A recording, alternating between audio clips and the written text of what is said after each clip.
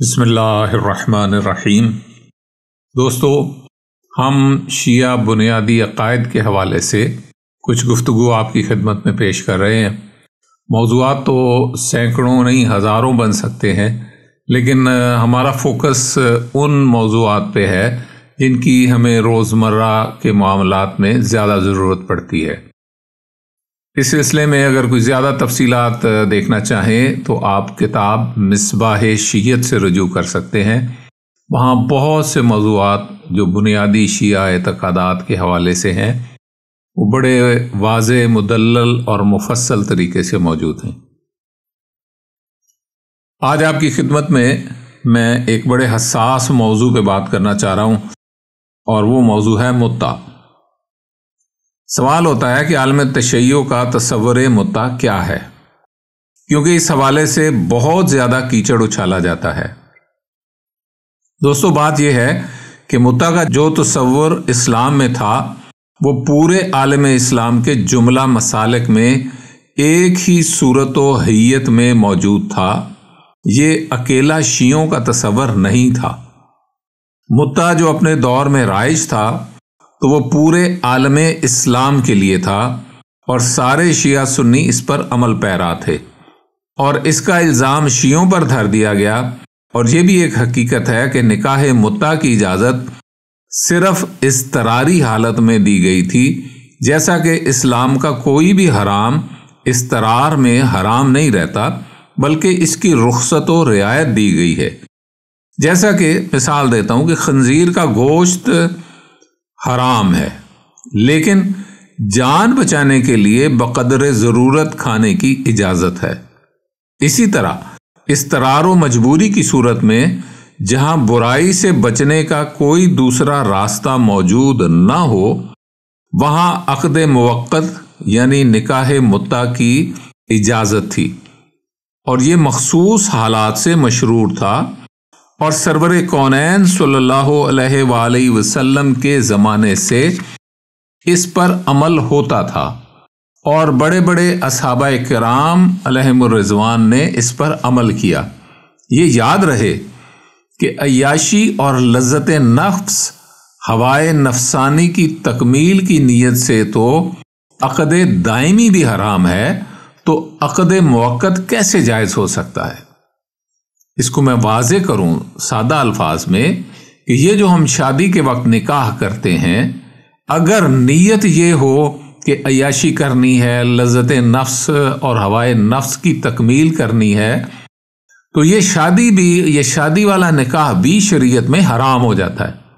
تو متع بھی اگر اس نیت سے کیا جائے گا کہ عیاشی کرنی ہے، لذت نفس کرنی ہے، ہوائے نفس کی تکمیل کرنی ہے، اگر اس نیت سے کیا جائے گا تو یہاں تو نکاح بھی حرام ہوتا ہے، متع کیسے حلال ہوگا، کیسے جائز ہو سکتا ہے؟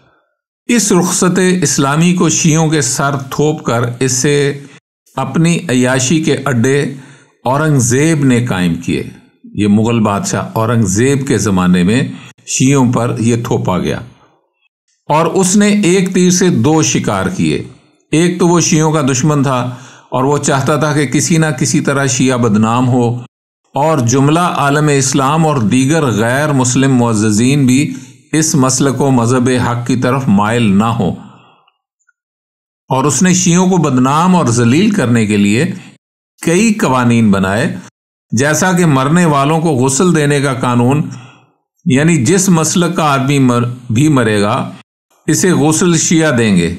اس طرح اس نے اپنے فوجیوں کی عیاشی کے اڈوں کے لیے جو پیشہ ور عورتیں بٹھائی تھیں، ان کے لیے قانون یہ بنایا تھا کہ جو عورت شیعہ نہ کہلائے اسے نہ بٹھایا جائے، بلکہ چکلے کا لائسنس اسے ایشو کیا جائے جو شیعہ کہلانے پر آمادہ ہو، چاہے وہ جس بھی مذہب سے تعلق کیوں نہ رکھتی ہو۔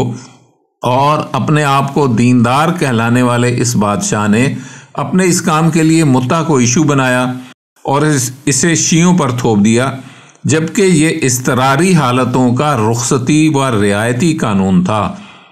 اس نے اسے پہلے صرف شیعوں پر تھوپا اور اس کی بنیاد پر عیاشی کے اڈے کھول دیے، اور اس کے بعد سے آج تک یہ الزام شیعوں پر آ رہا ہے، ورنہ کوئی بھی مذہب بے غیرتی کو پسند نہیں کرتا، اور نہ ہی بے غیرت معاشرے کو پسند کرتا ہے، چاہے کوئی بھی مذہب ہو۔ یہ بھی ہر دین کے ساتھ ٹریجڈی ہوتی چلی آ رہی ہے کہ مذہب کچھ مخصوص حالات کے لیے کچھ احکام دیتا ہے، کچھ رخصتیں دیتا ہے، مگر معاشرے کے کچھ لوگ اس کا ناجائز استعمال کرتے ہیں، اور اس طرح وہ رخصت جو مخصوص حالات کے لیے ہوتی ہے وہ عام طور پر رائج ہو جاتی ہے، جس سے وہ مذہب بدنام ہو کر رہ جاتا ہے۔ جیسا کہ اسلام کے ساتھ بھی یہی کچھ ہوا۔ مثلا اسلام نے 4 بیویوں کی اجازت دی جو مخصوص حالات کے لیے تھی، نہ کہ ہر آدمی کو عیاشی کے لیے 4 بیویوں کی اجازت تھی، مگر اسے عام کر دیا گیا، جس سے اسلام کو سارے مذاہب نے نشانہ تنقید بنایا۔ حالانکہ یہ تو ایک باعزت معاشرہ پیدا کرنے کا عمل تھا۔ اب سوال پیدا وہ کیسے؟ دوستو، اقوام عالم میں کئی وجوہات کی بنا پر عورتوں اور مردوں کا تناسب بگڑ جاتا ہے، جیسا کہ جنگوں کی وجہ سے بھی تناسب بگڑ جاتا ہے، مائیگریشن سے بھی تناسب بگڑتا ہے۔ جنگ عظیم میں جرمنی کے لاکھوں نوجوان مارے گئے اور اس کے بعد جوان مردوں کی قلت ہو گئی، لاتعداد جوان بیوہ ہو گئیں اور لاتعداد جوان لڑکیاں کنواری رہ گئیں۔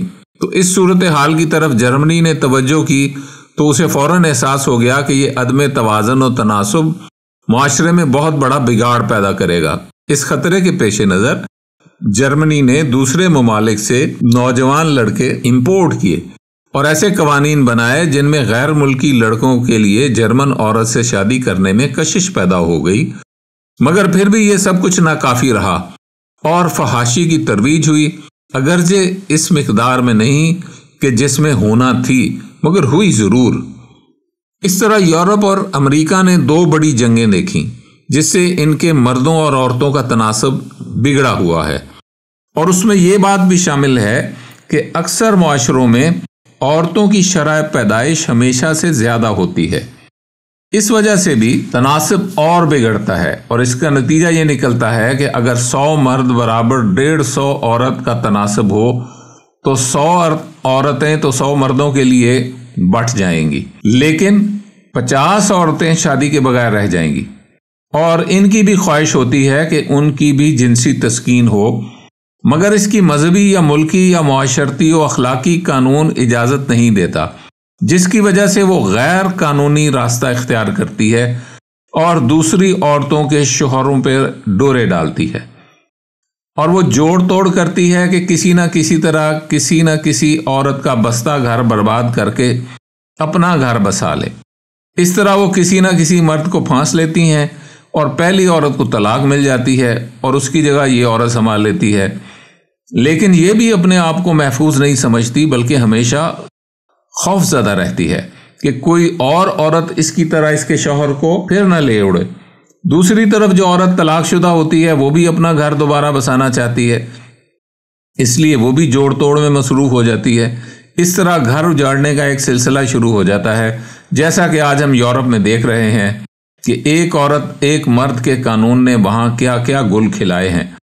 عورتوں سے عورتوں کی تزویج کے قوانین بنانے پڑے ہیں، لیزبینز کھلے عام فحاشی کا مظاہرہ کرتی ہیں اور اپنے لیے قانون سازی چاہتی ہیں، جنس بدلنے کا عمل بڑھ رہا ہے، ہر گھر عیاشی اور فحاشی کا اڈا بن چکا ہے، اور باپ بھی اپنی بیٹی کو برائی سے نہیں روک سکتا، کیونکہ وہ جب اسے محفوظ گھر فراہم نہیں کر سکتا تو پھر اسے اپنے گھر بسانے کے عمل میں روکنے کا مجاز بھی نہیں رہتا، اور اس طرح عورتوں کی آزادی فحاشی کی شکل میں معاشرے پر ہیضے کی وبا کی طرح پھیل چکی ہے۔ اگر اس ایک مرد ایک عورت کے قانون کو ہی بدل دیا جاتا اور اسلام کا قانون نافذ کیا جاتا اور ایک مرد کو 4 بیویوں کو بیک وقت رکھنے کی اجازت دی جاتی اور ہر عورت اپنی 3 سوکنوں کے ساتھ سمجھوتا کر لیتی تو ہر عورت کو ایک محفوظ گھر مل جاتا اور کوئی بھی شریف زادی بیسیوں مردوں کے پاؤں کی فٹ بال نہ بنتی اور معاشرے میں عیاشی اور فحاشی کا طوفان نہ آتا۔ معاشروں میں بعض حالات ایسے بھی ہوتے ہیں جہاں عورتوں کا تناسب 4 گنا سے بھی زیادہ ہو جاتا ہے، جیسا کہ ایران عراق جنگ میں ایران میں کچھ ایسی ہی صورتحال پیدا ہوئی۔ اور اسی طرح افغانستان میں بھی نوجوانوں کے مارے جانے سے یہی صورتحال پیدا ہو چکی ہے۔ تو ایسے حالات کو سنبھالنے کے لیے دو ہی راستے رہ جاتے ہیں۔ ایک راستہ یہ ہے کہ عورتوں کو خائف کر کے جبراً گھروں میں بٹھا دیا جائے، اور دوسرا راستہ یہ ہے کہ انہیں باضابطہ طور پر مذہبی قوانین کے مطابق مرد فراہم کیے جائیں۔ افغانستان نے پہلا راستہ اختیار کیا اور ایران نے دوسرا راستہ اختیار کیا۔ پہلے راستے میں یہ نقص ہے کہ اس میں انسانی فطرت کو کچلا گیا ہے اور ساتھ ہی مجاہدین کے لیے عیاشی کا راستہ کھول دیا گیا۔ دوسرے راستے میں انسانی فطری خواہشات کو کچلا نہیں گیا۔ اسلام نے عورت پر جہاد ساقط کیا گیا ہے، اس لیے جہاد میں شہید ہونے والے صرف مرد ہوتے ہیں، عورتوں کی تعداد نہ ہونے کے برابر ہے۔ اس جذبہ شہادت سے سرشار جوانوں کی بھی بچیاں تھیں جنہیں اسلام باعزت زندگی دینا چاہتا تھا، اور دوسری طرف غیر مسلم انسانیت کا احترام بھی لازم تھا۔ اس لیے اسلام نے متع کا قانون دیا کہ ہر عورت کو تحفظ مل جائے، اور اس عقد موقت پر بھی عقد دائمی کے احکام لاگو کر کے اجازت دی، اور یہ قانون وقت کا اولین تقاضا اور فطرت کے عین مطابق تھا۔ اس چیز کو سمجھنے کی ضرورت ہے کہ عقد موقت یعنی متع بھی جو ہے اس میں اسی طرح کی شرائط ہیں جیسے عقد دائمی میں ہوتی ہیں۔ مثلا عقد دائمی کی ایک شرط یہ ہے کہ جس وقت یہ عقد ختم ہو جائے، اس کی دو صورتیں ہیں کہ یا عورت کو طلاق ہو جائے یا عورت کا شوہر فوت ہو جائے۔ اس میں دونوں صورتوں میں ایک مدت ہوتی ہے جسے عدت کہا جاتا ہے۔ جب تک وہ عدت پوری نہ ہو، اس کی مدت مختلف کیسز میں مختلف ہے، میں یہاں تفصیل میں نہیں جانا چاہ رہا۔ جب تک عدت پوری نہ ہو اس وقت تک وہ عورت دوسری شادی نہیں کر سکتی۔ اسی طرح یہ متع کا جو عقد ہوتا ہے اس میں بھی عدت ہوتی ہے، چاہے یہ متع 1 گھنٹے کے لیے کیوں نہ کیا جائے، اس مدت کے پورا ہونے کے بعد اس عورت کو پوری عدت کی مدت میں دوسرا نکاح یا متع کرنے کی اجازت نہیں ہوتی۔ یہاں بدنامی کے لیے اورنگزیب نے جو قانون بنایا اس میں یہ تھا کہ ایک عورت رات میں چاہے 4 متع کر لے، اس کو اجازت دی گئی۔ یہ 100% غیر شرعی طریقہ تھا جس کو شیعوں کے سر تھونپ کے اور شیعوں کو بدنام کیا گیا۔ یہ متع میں اس طریقے سے ایک رات میں بھی 4 شادیاں متع ہو سکتے ہیں، ایسا نہیں ہے، ہرگز نہیں ہے۔ متع کا قانون یہ ہے کہ ایک متع ختم ہو تو پوری عدت عورت کو دوسرے مرد سے دور رہنا ہے۔ لیکن بعض بدقماش لوگوں نے متع کو عیاشی کا ذریعہ بنایا، جو انتہائی گھٹیا حرکت تھی، ورنہ یہ قانون متع نہ ہی شیعوں میں تھا اور نہ ہی سنیوں میں تھا، بلکہ پورے عالم اسلام کا مشترکہ قانون فطرت کے تقاضوں کو پورا کرنے کے لیے قائم ہوا تھا۔